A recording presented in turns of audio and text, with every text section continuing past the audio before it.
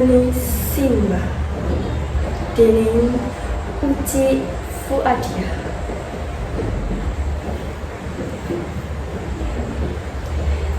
Ing pinggir ratan kene, ing ngisor dipan kono, ing dhuwur dingle iki, ing kene, yo ing kene Simbah tansah angundang.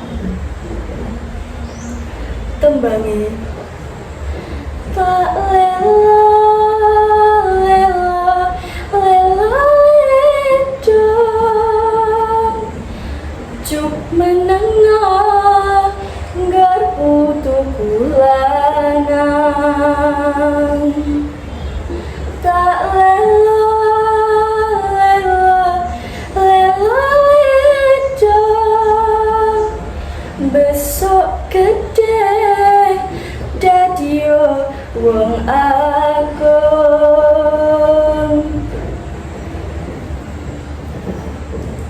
Saben mripat wengi wis kumlawe, dak simpen kekidungan kang ginawa angin.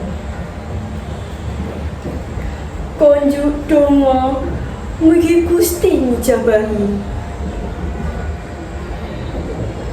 lan pangestumu Simbah bakal dadi piweling dalan kang bakal dakambah. Dalan kang sarwa kebak-eri, dalan kang rimasa wengis tumrap jangka.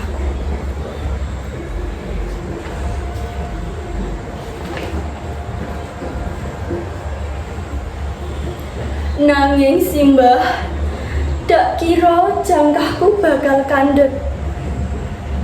Iya, kidung kudanganmu iku tansah kekrungu, gawe gregeting manah lan sukmaku, nglakoni dina-dina kang wis kagelar ing lembaran-lembaran ing ngarep.